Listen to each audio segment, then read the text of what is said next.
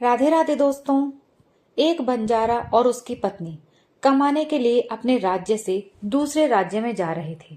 जब वो दूसरे राज्य की सीमा में पहुंचे तो उन्हें रास्ते में कुछ डाकू मिल गए और उन डाकुओं ने उस बंजारे और उसकी पत्नी के पास जो कुछ भी था वो सब लूट लिया।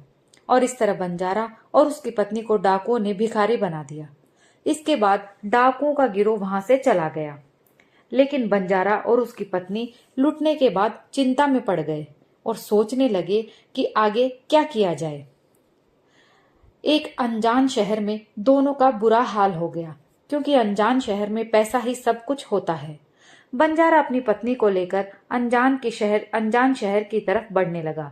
उसे ये चिंता भी खाए जा रही थी कि अब मैं व्यापार करूं तो कैसे करूं। वो इसी चिंता में चला जा रहा था कि वह उसे नगर के बाहर एक साधु की कुटिया दिखाई दी। वो बंजारा अपनी पत्नी को लेकर कुटिया की तरफ चल दिया। जब वो कुटिया के पास पहुंचा तो उसे वहां पर एक साधु मिला जो अपने शिष्यों को प्रवचन दे रहे थे।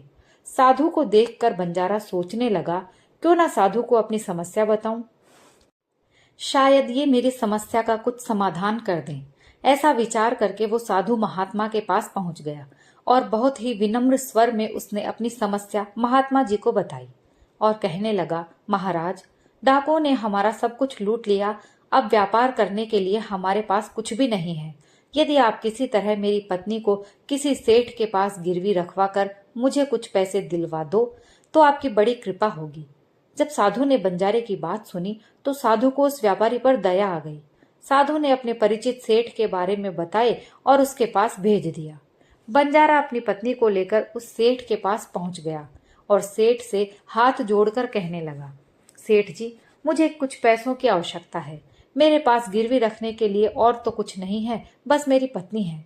आप मेरी पत्नी को गिरवी रखकर मुझे कुछ पैसे दे दीजिए। मैं उन पैसों से व्यापार करके जल्दी ही आपकी रकम ब्याज सहित वापस कर दूंगा और अपनी पत्नी को आपसे छुड़ा लूंगा। तब तक मेरी पत्नी आपके दिए हुए पैसों में आपके पास गिरवी रहेगी। सेठ ने जब बंजारे की बात सुनी तो वो पैसे देने के लिए तैयार हो गया और पैसों के बदले में व्यापारी की पत्नी को अपने पास गिरवी रख लिया। बंजारा सेठ के पास अपनी पत्नी को गिरवी रखकर और सेठ से कर्ज लेकर व्यापार करने के लिए चला गया। बंजारे ने उन रुपए से प्याज का व्यापार शुरू कर दिया। वो सस्ते दामों में किसानों से प्याज को खरीदता और दूसरे जरूरतमंद लोगों को महंगे दामों में बेच देता था। इस प्रकार बंजारे ने उन पैसों से बहुत ही कम समय में खूब धन अर्जित कर लिया। अब बंजारा सेठ के पास पहुंचकर कहने लगा, सेठ जी, आप अपना हिसाब करके मुझसे रुपए ले लीजिए और मेरी पत्नी को मुझे वापस लौटा दीजिए। ये सुनकर सेठ ने कहा, भाई क्या बताऊं, आज से 2 महीने पहले की बात है। तुम्हारी पत्नी अचानक बीमार पड़ गई और बीमारी के कारण तुम्हारी पत्नी की मृत्यु हो गई। मैंने तुम्हारी पत्नी का बहुत इलाज भी करवाया, अच्छे से अच्छे वैद्य को दिखाया, लेकिन फिर भी तुम्हारी पत्नी को नहीं बचा सका। बंजारे ने जब उस सेठ के मुंह से ये सुना तो बहुत दुखी हो गया। फिर थोड़ा धीरज बांधकर सेठ से बोला, सेठ जी, जो होना था वो तो हो चुका है। शायद मेरे नसीब में ऐसा ही लिखा हुआ था।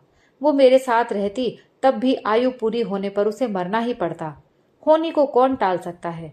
फिर भी आप अपने पैसे मुझसे ले लीजिए ताकि मुझे इस बात का संतोष हो जाए कि मैंने अपना कर्ज चुका दिया है और अपनी पत्नी को गिरवी रखने के कलंक से खुद को बचा लिया। बंजारे की बात सुनकर वो सेठ बोला, नहीं भाई, अब मैं तुमसे पैसे कैसे ले सकता हूँ।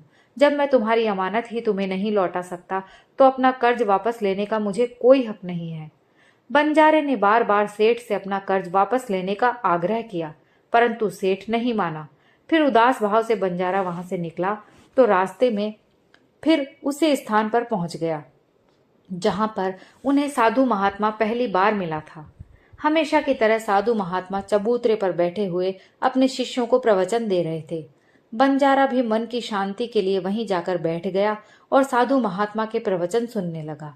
साधु महात्मा ने जब बंजारे को देखा तो उसे पहचान लिया और उसका हाल चाल पूछने लगे। बंजारे ने पूरा घटनाक्रम महात्मा को बता दिया। महात्मा एक सिद्ध पुरुष थे। बंजारे की बात सुनकर साधु ने कहा, भाई, उस सेठ ने तेरे साथ धोखा किया है। तेरी पत्नी निश्चित रूप से जीवित है। तेरी पत्नी को उस सेठ ने अपने घर में छुपा लिया है। अब ऐसा कर यहाँ के राजा के पास चला जा और राजा के दरबार में जाकर प्रार्थना करना कि राजा साहब मेरी पत्नी को सेठ से दिलवा दो, क्योंकि इस नगर का राजा बहुत ही बुद्धिमान व्यक्ति है। वो निश्चित ही तेरी पत्नी को उस सेठ पर जोर डालकर दिलवा देगा। दरबार में ही तुम्हारा फैसला होगा। साधु महात्मा की बात मानकर बंजारा राजा के दरबार में पहुंच गया और राजा के दरबार में पहुंचकर राजा से गुहार लगाने लगा कि महाराज मेरी पत्नी को सेठ से मुझे दिलवा दीजिए। राजा ने सेठ को बुलाया और पूछा, क्या ये बात सच है कि बंजारा कुछ रुपए के बदले में अपनी पत्नी को तुम्हारे पास गिरवी रख गया था? सेठ ने स्वीकार करते हुए कहा कि हाँ राजन, बंजारे की ये बात बिल्कुल सच है। राजा ने फिर कहा, तुम इसकी पत्नी को क्यों नहीं लौटा रहे हो? राजा की बात सुनकर सेठ बोला, कैसे लौटाता महाराज, मैंने इस बंजारे को बता तो दिया कि आज से 2 महीने पहले इसकी पत्नी की मृत्यु हो चुकी है। महाराज अब मैं धर्मराज के पास जाकर तो इसकी पत्नी को वापस ला नहीं सकता। राजा ने पूछा, कोई गवाह है तुम्हारे पास जो इस बात की पुष्टि कर दे कि इसकी पत्नी की मृत्यु हो चुकी है? तो सेठ बोला, जी महाराज, इस बात की पुष्टि वो अच्छी तरह से कर देगा जिसने इस व्यापारी की पत्नी का इलाज किया था। वो 4 व्यक्ति भी इस बात की गवाही दे देंगे जो इसकी पत्नी को शमशान में जलाकर आए थे। उस सेठ ने ये बात इतने आत्मविश्वास के साथ कही थी कि राजा को भी उस पर भरोसा हो गया। तब राजा ने बंजारे से कहा, अगर तुम्हारी पत्नी जीवित होती तो हम तुम्हें अवश्य दिलवा देते, अब तो हमारी भी मजबूरी है। इस प्रकार राजा ने बंजारे को समझाकर वापस भेज दिया। बंजारा फिर से साधु महात्मा के पास पहुंच गया और जो कुछ दरबार में राजा और सेठ ने कहा वो सारी बातें साधु महात्मा को बता दी। ये सब सुनकर महात्मा ने कहा, मैंने राजा को इतना विवेकहीन नहीं समझा था। मुझे दुख है कि उसने तुम्हारे साथ न्याय नहीं किया। उस राजा ने सेठ की बातों पर तो यकीन कर लिया और तुम्हें समझाकर मेरे पास वापस भेज दिया। अब तुम मेरी एक बात सुनो। तुम एक बार फिर से राजा के पास जाओ और उससे कहना कि सिर्फ 3 घंटे के लिए वो अपनी राजगद्दी पर मुझे बैठने का अधिकार दे दे। तब मैं राजा को बताऊंगा कि न्याय कैसे किया जाता है और न्याय किसे कहते हैं। वो बंजारा एक बार फिर राजा के दरबार में पहुंचा और जैसा उसे साधु महात्मा ने कहा था उसने राजा से कह दिया। राजा ने बंजारे की ये बात सुनी तो ये सुनकर राजा ने कहा, मुझे 3 घंटे के लिए राजगद्दी छोड़ने में कोई ऐतराज नहीं है। यदि ऐसा करने से तुम्हें न्याय मिल जाएगा तो मैं 3 घंटे के लिए अपनी राजगद्दी छोड़ दूंगा। तुम उन महात्मा को राज दरबार में ले आओ। राजा की ये बात सुनकर बंजारा साधु महात्मा के पास गया और साधु महात्मा को राजा राज दरबार में ले आया। जब साधु महात्मा राज दरबार में पहुंच गए तो राजा ने अपनी राजगद्दी छोड़ दी और महात्मा के राजगद्दी पर विराजमान होते ही महात्मा के सामने सेठ को प्रस्तुत किया गया। महात्मा ने सेठ से पूछा, 2 महीने पहले जब बंजारे की पत्नी मर गई, इसका कोई सबूत है क्या? सेठ ने कहा, हाँ, मेरे गवाह मौजूद हैं। फिर राजा बने साधु महात्मा के आदेश पर सेठ के गवाह पेश किए गए। सबसे पहले साधु ने उस वैद्य को बुलाया जिसने बंजारे की पत्नी का इलाज किया था। साधु ने उससे पूछा, क्यों भाई, आपने ही इस बंजारे की पत्नी का इलाज किया था? वैद्य बोला, जी, मैंने ही बंजारे की पत्नी का इलाज किया था। वैद्य की बात सुनकर साधु बोला, अच्छा वैद्य जी, मुझे ये बताओ कि तुम बंजारे की पत्नी का इलाज करने के लिए सेठ के घर जाते थे या फिर बंजारे की पत्नी इलाज करवाने के लिए तुम्हारे पास आती थी? राजा बने साधु महात्मा की बात सुनकर वैद्य राजा से बोला, महाराज, सेठ जी मेरे पास स्वयं आकर दवा ले जाते थे। साधु बोला, यानी तुम विश्वास के साथ ये नहीं कह सकते कि वो दवा सेठ बंजारे की पत्नी के लिए ही ले जाता था या फिर किसी और के लिए? साधु की बात सुनकर वो वैद्य बोला, ये बात मैं यकीन के साथ तो कह नहीं सकता कि सेठ जी किसके लिए दवाई ले जाते थे, लेकिन सेठ जी मुझसे दवाई जरूर ले जाया करते थे। वैद्य की बात सुनकर वो साधु बोला, इसका मतलब तो यही हुआ कि तुम मरीज को बिना देखे ही दवाइयां दे देते हो। ये तो बहुत ही गंभीर मामला है। तुम दवा के स्थान पर किसी को जहर भी तो दे सकते हो और हो सकता है तुम्हारे द्वारा दिए हुए जहर से ही इस बंजारे की पत्नी की मृत्यु हुई हो। साधु की ये बात सुनकर वैद्य का चेहरा डर के मारे पीला पड़ने लगा और वो भी भरे स्वर में बोला, नहीं हजूर, ऐसा हरगिज नहीं हो सकता। मैं अपने किसी मरीज को दवा के बदले जहर क्यों दूंगा और इस तरह से मेरी सारी प्रतिष्ठा धूमिल हो जाएगी। वैद्य की बात सुनकर वो साधु महात्मा बोला, अब तो तुम ऐसा ही कहोगे। मैं तुम्हें अपने कर्तव्य के प्रति लापरवाही करने के और एक मरीज के जीवन से खिलवाड़ करने के अपराध में 50 कोड़े लगाने का आदेश देने जा रहा हूं। इसके साथ ही तुम्हारा मुंह काला करके सारे नगर में भी घुमाया जाएगा। अब तुम सोच लो, सच बोलोगे या फिर मैं सैनिकों को तुम्हें गिरफ्तार करने का आदेश दूं। यह सुनकर वैद्य का शरीर कांपने लगा और वो साधु के चरणों में जा गिरा और बोला, हुजूर, मुझे माफ कर दीजिए। मैं स्वीकार करता हूं कि मैंने सेठ के बताए किसी भी मरीज का कोई इलाज नहीं किया। सेठ ने तो मुझे 1000 रुपए दिए थे और कहा था यदि गवाही की आवश्यकता पड़े तो ऐसा कहकर उसके पक्ष में गवाही दे दूं। बस मेरा इतना ही अपराध है कि मैंने लालच में आकर इस सेठ का प्रस्ताव स्वीकार कर लिया। राजा बने साधु महात्मा ने कहा, कुछ भी हो, आपने अपराध तो किया ही है, इसलिए मैं तुम्हें झूठी गवाही के इल्जाम में 10 कोड़े लगाने का आदेश देता हूं। साधु महात्मा के आदेश का राजा के सैनिकों ने तुरंत ही पालन किया और सैनिकों ने तत्काल ही वैद्य को पकड़ लिया और भरे दरबार में उसे कोड़े लगाने लगे। पहला कोड़ा लगते ही वो जोर से चिल्ला पड़ा और कहने लगा, महाराज, मुझ पर रहम कीजिए, मैं मर जाऊंगा। हर कोड़े के साथ उसके गले से करुणामयी आवाज निकलने लगी। वैद्य के साथ ऐसा होते हुए देखकर सेठ के गवाह के तौर पर बुलाए गए उन चारों व्यक्तियों के कलेजे कांप गए जिन्होंने बंजारे की पत्नी को शमशान ले जाकर जलाने की बात कही थी। अब बारी उन चारों गवाहों की आई।